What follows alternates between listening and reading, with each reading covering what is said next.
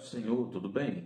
Louvado seja o nome do Senhor. Mais uma vez aqui para transmitir a você a palavra do Senhor. Vamos aqui estar trazendo a ideia de um culto, de um momento na presença do Senhor, onde a palavra vai ser transmitida para você, estará sendo transmitida de uma maneira muito simples, mas bem objetiva para a sua vida. O texto que eu quero usar, 1 Coríntios, capítulo 6, versículo 19. Mas antes eu quero orar por você. Senhor Deus e Pai, em nome de Jesus, eu quero declarar o teu agir, a tua graça, a tua unção e mover sobre a vida dessa pessoa que está agora diante de mim. Que o Senhor venha trabalhar a vida dela, que o Senhor venha ministrar a vida dela, que o Senhor venha enchê-la de graça, de entendimento, abrindo a mente, Senhor, para que esse entendimento da tua palavra possa penetrar, germinar, frutificar, produzir sim, meu Deus, bons frutos para a transformação da vida dessa pessoa, também da minha, porque a palavra, ela é abrangente, trabalha na nossa vida como um todo. Por isso, Deus, eu desde já te agradeço por tudo. Amém. Que a mão do Senhor seja sobre nós. Não é verdade? Estamos aqui iniciando esse momento, um momento onde eu creio e entendo que Deus, Ele é fiel.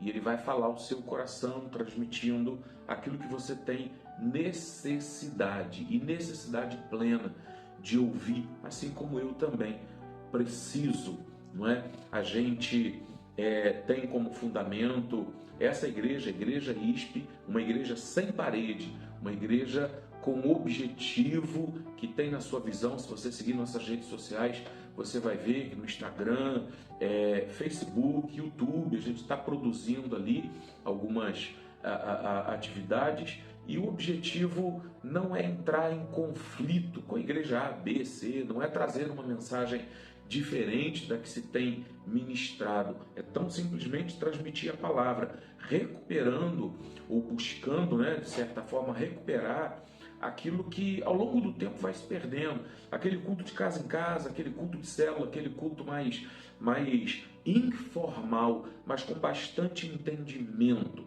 sabe? O nosso conceito, nosso entendimento não se equiparar a nada do que está fazendo, do que se está fazendo, nem temos por objetivo levantar questionamentos sobre isso. Acho que a importância principal nossa nos dias de hoje, bem próximos à volta do Senhor, é tão simplesmente transmitir o amor de Cristo, falar de Jesus, conquistar almas para o reino e viver a realidade. Por que uma igreja sem parede? Uma igreja sem parede exatamente pelo fato de que muitas pessoas ao longo do tempo, por muitas situações que foram acontecendo, às vezes por falta de entendimento, por imaturidade, não interessa, sabe? Se sentiram frustradas, distanciadas do caminho do Senhor. Muitas pessoas nos dias de hoje têm dificuldade e dizem: olha, eu quero até o Evangelho, eu até gostaria de aprender a palavra, mas eu tenho bastante dificuldade de entrar em uma igreja. Então, através das redes sociais, essa igreja está indo até você. Essa igreja não tem por objetivo trazer pessoas de outra igreja, sabe? Aquele rodízio que a gente sabe nos dias de hoje que é tão difícil e que vai acontecendo e que prejudica muito nesse conceito. Nosso objetivo é ganhar almas, pessoas que estão afastadas, distanciadas do caminho do Senhor ou dos caminhos do Senhor, não é? Que possam olhar e ver uma igreja que não tem uma parede de restrição para essa pessoa se achegar, sabe, ao templo. O templo vai até ela. Por que a igreja sem parede? Porque eu sou a igreja. O texto que nós vamos ministrar, ele vai falar sobre isso. Eu sou a igreja, você é a igreja, nós somos a igreja. Assim que nos rendemos aos pés do Senhor, reconhecendo a nossa miserabilidade, nos rendendo ao Senhor, reconhecendo Ele como autor e salvador, consumador da nossa fé. Então, se eu sou a igreja, aonde eu estou, a ISP está, a igreja sem parede está. Eu posso tanto cultuar dentro de um templo, pequeno, médio, grande, eu posso cultuar dentro de casa, eu posso cultuar na praça, eu posso cultuar no trabalho, aonde eu estou, a igreja está. Todas as igrejas têm esse mesmo princípio, quero entender dessa forma. A questão maior é que nem sempre isso é aplicado, entendeu? Então, assim, esse é o nosso objetivo, essa é a nossa explicação. Nós temos os cultos no domingo e vai sempre sair um vídeo para você. Nós temos na quarta-feira um culto de oração. Nós temos na sexta-feira células que vão funcionando aqui e ali, à medida que vai havendo crescimento, formando líderes, preparando pessoas. Esse é o nosso objetivo. Hoje eu estou conversando com você dentro desse aspecto aqui, tá bem? Mas trazendo esse peso de estarmos cultuando ao Senhor, adorando ao Senhor. Entendemos que a adoração, ela não é, ela é abrangente. A adoração é tudo que eu faço na minha vida com a intenção de agradar ao Senhor. Então a adoração é um estilo de vida. Por isso temos essa liberdade, não é verdade? De entender e passar ou transmitir a você um contexto de adoração mais expansivo, não é? Eu não me limito a adorar quando me desloco da minha casa para ir a um templo, não é? Mas eu adoro dentro da minha casa, eu adoro no meu trabalho, eu adoro em qualquer lugar, eu adoro ao Senhor. Amém?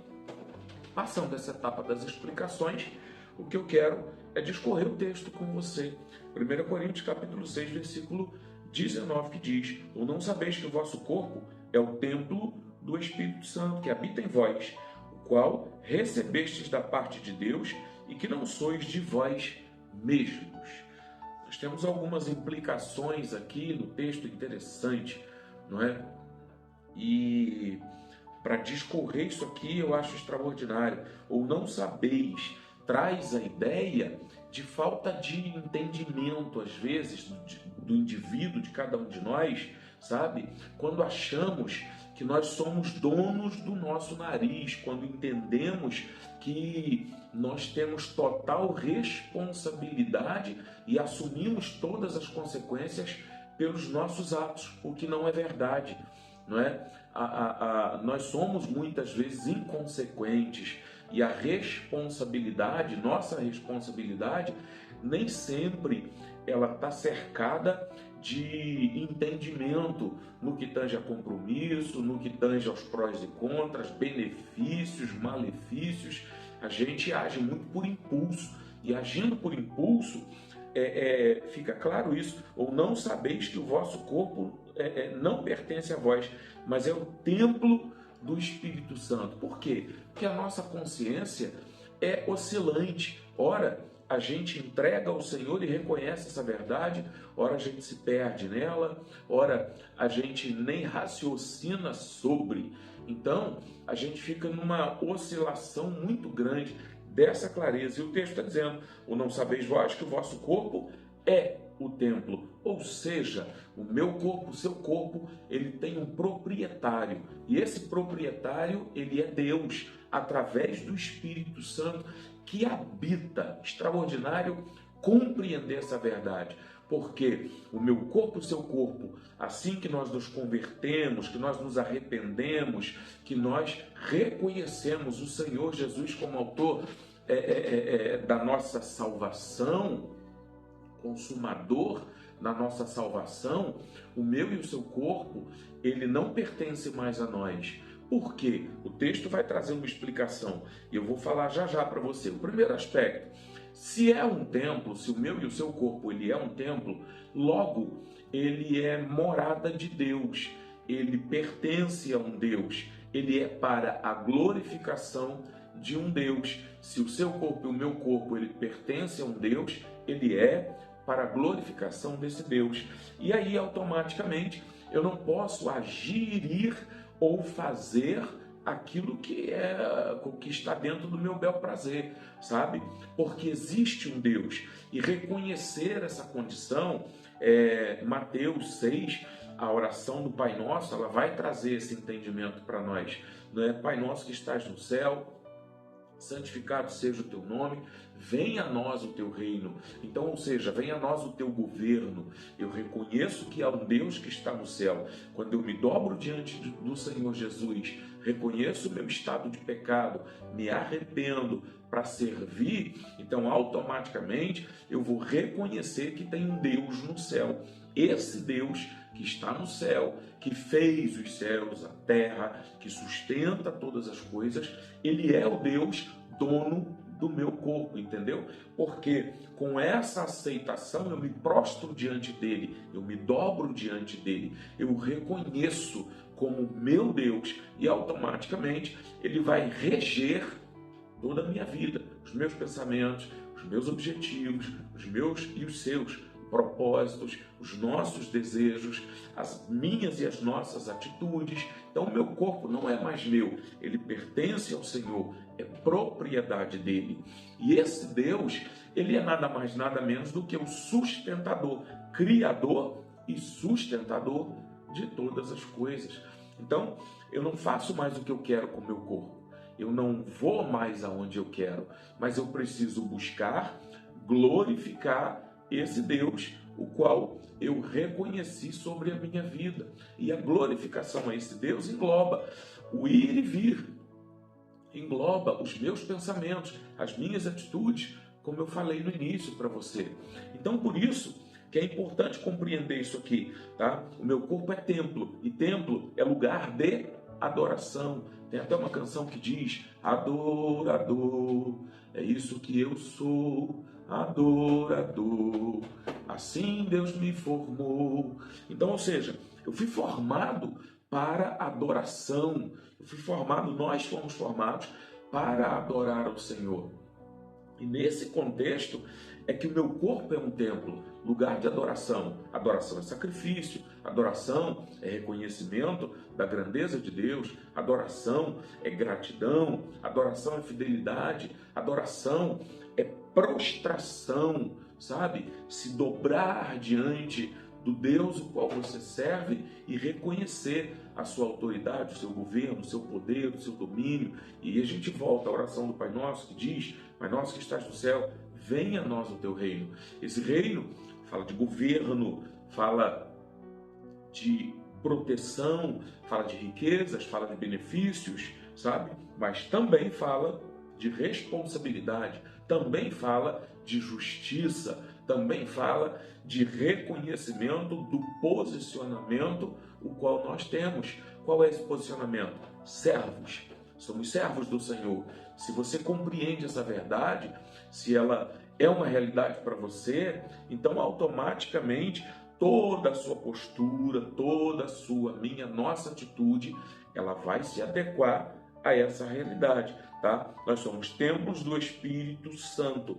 Quem habita em nós hoje é o Espírito Santo. O ministério atual é do Espírito Santo. Jesus vai dizer: é preciso que eu vá, porque se eu não for, logo após a ressurreição ali, a ascensão de Jesus, não é verdade? Jesus está falando dessa ascensão. É preciso que eu vá para onde? Para o céu. Porque se eu não for, o Consolador não virá, tá? Mas se eu for, enviá-lo-ei. Então, ou seja, hoje a atuação de ministério é do Espírito Santo. É Ele quem reside dentro de você, é Ele quem reside dentro de mim, Ele é a representação direta de Deus e Ele é Deus dentro de você e dentro de mim. Espero que você esteja entendendo o que eu estou dizendo. Dentro desse aspecto, tem uma situação que é extraordinária. Ele, além de ser dono, ele habita, tá? Por exemplo, uma casa. Eu moro numa casa hoje que é alugada, tá? Ela tem um proprietário, esse proprietário, para ele entrar dentro da casa, inclusive teve aqui ontem, ele tem que pedir licença, porque eu invisto uma quantia para ter o direito de morar dentro desta casa, entende? A casa é minha? Não. Eu posso fazer dela o que eu quiser? Não. Eu posso quebrar a parede, mudar isso, mudar aquilo de acordo com o meu bel prazer? Não. Eu até posso fazer algumas coisas, mas no findar do contrato eu preciso reposicionar tudo do jeito que eu peguei, porque a casa é sua alugada, entende? Já o contexto do Espírito Santo em nós, ele é o dono e ele habita, tá? É ele quem habita, além de ser o dono. Isso é extraordinário. Então, assim, ele mora, ele reside. Se ele mora e reside, ele, além de ser o dono, ele dita como as coisas vão funcionar dentro da casa. Um proprietário de uma casa alugada, ele não dita como as coisas funcionam. Eu é que digo aonde eu quero botar cada móvel, como eu quero fazer. No contexto do Espírito Santo relacionado à nossa vida, não. Ele reside. Então é ele que determina. Ele é que determina os pensamentos que vão ser prioridades. Ele que determina as atitudes principais, prioritárias, sabe? Os projetos. É ele que vai regularizar tudo isso em nós. Se assim for, tá? Nós somos abençoados, nós somos direcionados por ele, nós somos conduzidos por ele. Se não for dessa forma, entramos no campo da desobediência.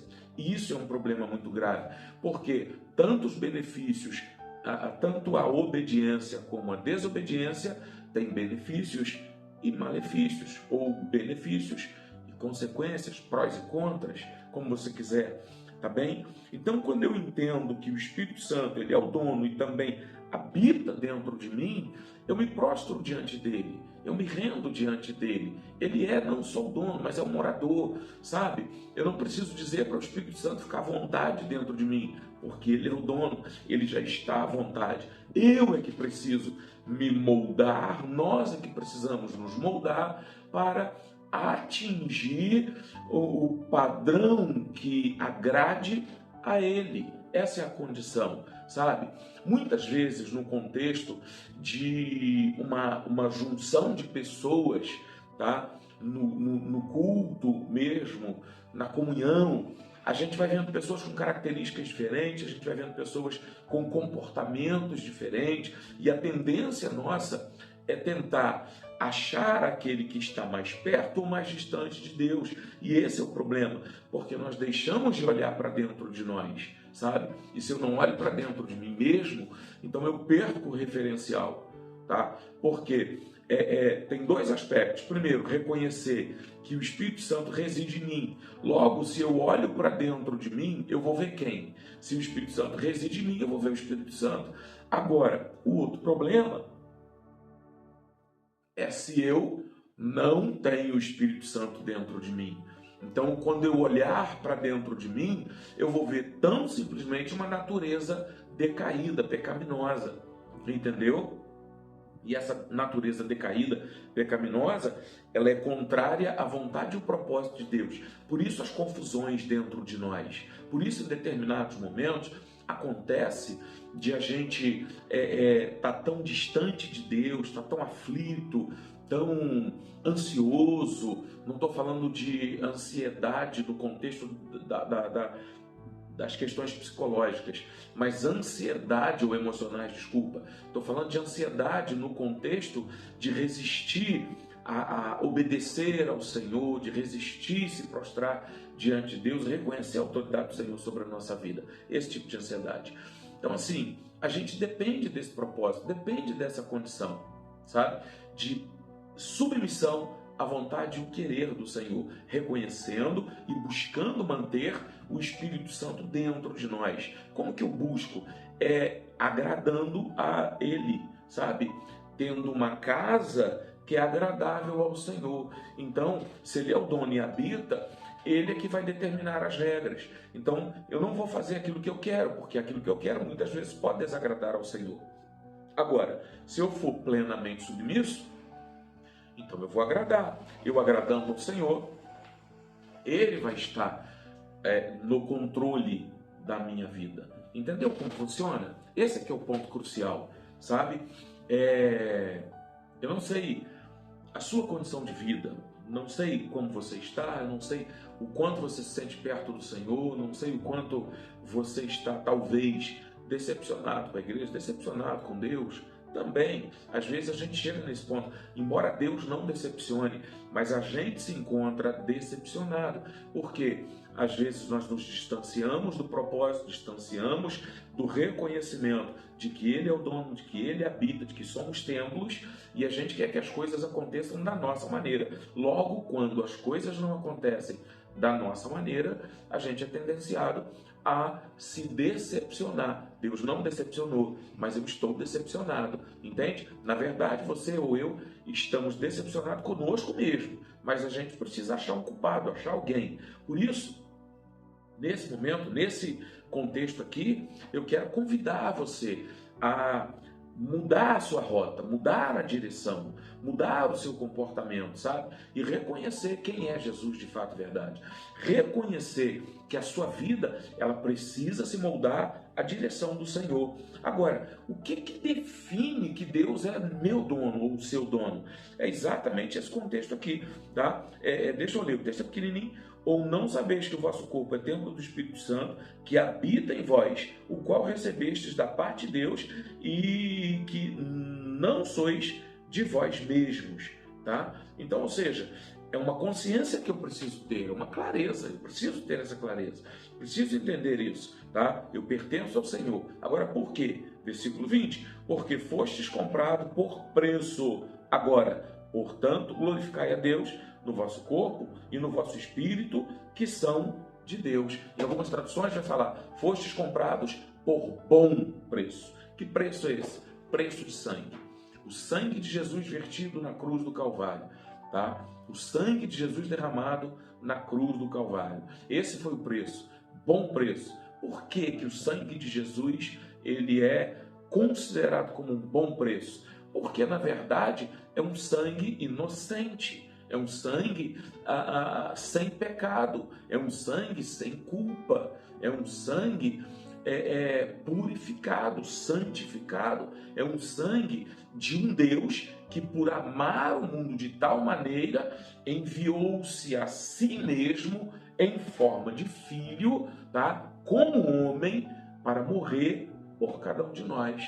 No campo da justiça de Deus, o justo muitas vezes paga pelo inocente. Entendeu? Eu estou me referindo a Jesus Cristo, que diante do meu e do seu pecado, Jesus é quem vai morrer na cruz do Calvário. Entendeu? No contexto da justiça humana é diferente. E a gente precisa entender que tudo no contexto da justiça de Deus pressupõe-se dele para nós inicialmente. Tá bom? Então, Jesus vai se entregar na cruz do Calvário, vai morrer por nós. Seu sangue inocente vai ser vertido na cruz do Calvário. Um sangue precioso que tem a capacidade de purificar pecado, de neutralizar as trevas na minha e na sua vida, que tem, através do seu sangue, a capacidade de nos regenerar ou gerar de novo, fazer com que nós venhamos nascer de novo, porque esse sangue, apagando todo o pecado, ele me transforma em uma nova criatura, transformando e mudando o meu e o seu caráter, entende? Esse é o contexto. E a partir daí, tá? A gente precisa glorificar e exaltar o nome do Senhor. Salmo 40, se não me falta a memória, vai dizer: esperei com paciência no Senhor, Ele se inclinou para mim, ouviu o meu clamor, tirou-me de um charco de lodo, firmou os meus pés em uma rocha, sabe? Que é Jesus, entende? Então todo o trabalho advém dele para cada um de nós. E aí nós voltamos ao reconhecer o Senhor, esse estado de adorador, é isso que eu sou, esse é o processo, sabe? Então, quando eu compreendo essa verdade, tudo é transformado, meu caráter é transformado, seu caráter é transformado, a nossa vida ela é transformada. Por isso a necessidade de estarmos em Deus, de reconhecermos as grandezas de Deus, o propósito de Deus sobre a nossa vida. Isso é de extrema importância, entende? Porque fostes comprados por bom preço ou por preço. Agora, portanto, glorificai a Deus no vosso corpo. Como que eu glorifico o Senhor no meu corpo? Com a minha submissão. não está, essa glorificação a Deus no corpo, ela não está ligada primeiramente à atitude, sabe? Eu vou fazer isso porque isso agrada ao Senhor. Eu vou te dar um exemplo. Eu vou todos os dias no culto porque isso agrada ao Senhor. Não é que não agrade, mas não é o fato de ir que vai agradar a Deus. É como você vai, a intenção da qual você vai. Então, tudo é muito mais voltado ao contexto da submissão do que da atitude. A atitude pode me trazer um ativismo que nem sempre vai glorificar o nome do Senhor. A palavra também diz: em teu nome expulsamos demônio, curamos enfermos, libertamos cativos, e a resposta de Deus é: apartai-vos de mim, porque não vos conheço. Então a questão não é atividade ou ativismo que as pessoas vivem. A questão é a compreensão, a intenção e a submissão. É o porquê eu faço, entendeu? E como eu faço, que vai agradar ao Senhor, que vai fazer com que através do meu corpo eu glorifique a Deus. Então, se as minhas atitudes reconhecem o Senhor, a autoridade, a grandeza, elas vão agradar ao Senhor. Se as minhas atitudes são já provenientes de uma direção gerada por Ele, a Bíblia também vai dizer, tanto querer quanto efetuar, vem de Deus, ok? Então, no meu corpo, eu glorifico ao Senhor, tá bem? Isso é muito importante, tá? Mas eu também glorifico ao Senhor no meu espírito. Glorificar ao Senhor no meu espírito vai falar de verdade, de consciência, entendimento, saber o que eu estou fazendo, fazer de maneira racional, fazer pelos motivos certos e também por verdade. Quais são os motivos certos para agradar ao Senhor? Submissão, gratidão, entendeu? E amor, tá? São os motivos certos. Submissão, gratidão e amor. Eu não estou aqui especificando a ordem crescente das coisas. Mas, se tiver submissão, gratidão e amor, é o caminho. Essa é a verdade. O Espírito vai me trazer essa consciência, sabe? Outro processo, obediência. O Espírito vai trazer. A Bíblia vai dizer que o Espírito de Deus testifica com o meu Espírito que eu sou filho de Deus. Se eu sou filho de Deus, tem que ter características de Deus na minha vida. Se as minhas atitudes, elas têm identificação com a característica, ou com as características de Deus, então eu estou fazendo em verdade, ok? Esse é o ponto. Essa é a realidade. O culto é para a gente adorar ao Senhor, reconhecendo a sua autoridade e grandeza sobre a nossa vida. Cultuar é sacrificar, cultuar é ofertar, cultuar é render ao Senhor honras e glória. Glórias. Esse é o ponto, essa é a verdade. Se eu estou fazendo isso, é Deus. Deus quem está conduzindo minha vida, Deus quem está dirigindo, Deus quem está movendo, Deus quem está impulsionando. E você pode estar na sua casa, você pode estar no seu trabalho, você pode estar ouvindo essa mensagem, independente do lugar que você estiver. Eu quero orar com você. Já vamos findar por aqui, mas eu quero orar com você, eu quero declarar o agir de Deus. E se você tem liberdade para assim fazer, se você tem liberdade para ouvir um louvor, para ouvir uma canção, para reconhecer e se posicionar, isso é culto a Deus, sabe? Isso é direção do Senhor. Claro, eu não dispenso o momento em que, de maneira presencial, nós podemos ou possamos estar juntos, entende? Por isso a gente tem uma célula que funciona em Friburgo, toda quinta-feira, no bairro dos Maias. A gente tem uma célula que funciona aqui em Leopoldina, Minas Gerais, toda sexta-feira, 19h30, e a gente vai expandir isso cada vez mais, tá? Somos uma igreja sem parede, temos o objetivo e a intenção de uma organização. Dentro desse aspecto, temos uma assinatura num aplicativo e a gente, ao longo do tempo, vai passando informações. Você querendo fazer parte dessa igreja, querendo fazer parte desse movimento, é só entrar em contato, buscar, deixa nos comentários. Aproveitar para falar com você, se inscreva no canal, ative o sininho, deixe o like, vamos fluir no Instagram. compartilha, curta lá, tá? No Facebook e assim por diante, para que o canal cresça, para que a gente cresça, para que a gente seja uma igreja cada vez maior, com o objetivo de transmitir a palavra. Agora eu quero orar por você mais uma vez, declarando o agir de Deus sobre a sua vida, ok? Pai, em nome de Jesus, que essa palavra possa penetrar no coração, tanto no meu, que já está, né? Primeiro ela tratou comigo, primeiro ela me corrigiu, me exortou, me edificou, me consolou, e ela vai também, da mesma maneira, fazer a mesma coisa a vida das pessoas que vão ouvi-la ao longo do tempo. Então eu peço para que o Senhor, com a tua graça, com a tua direção, possa ministrar a vida dessas pessoas, possa declarar o teu amor, declarar o teu mover de maneira perceptível. Não que o Senhor faça de forma imperceptível às vezes, mas que às vezes nós, na multidão dos nossos pensamentos, estamos distraídos, estamos alheios à tua vontade e ao teu querer. Então que o Senhor possa tocar através do teu Espírito na nossa vida, do nosso coração, declarando a tua graça, declarando o teu mover, que o teu filho, Senhor, que está diante de mim agora, seja alcançado pela tua voz, seja impulsionado a se render a ti, Senhor, a buscar a tua face e entender que o Senhor não faz distinção de pessoas. O Senhor não tem paredes, não tem limitações para o Senhor em relação a alcançar quem quer que seja. Então, Deus, toca agora através do teu Espírito ao coração dessa pessoa para que ela se prostre diante de ti e consiga reconhecê-lo como consumador da fé, mas também autor da salvação. Reconhecer que o Senhor a ama a ponto de entregar a sua vida para que essa pessoa tenha vida e não seja condenada pelo pecado. Que a tua graça seja sobre ela, em nome de Jesus. Que a mão do Senhor, que a graça seja sobre a sua vida, sabe? Que as consolações do Espírito Santo seja sobre a sua vida, que a comunhão de Deus seja sobre a sua vida e que você possa estar firme, confiante, aguardando o Senhor até o dia da sua volta. Que Deus te abençoe.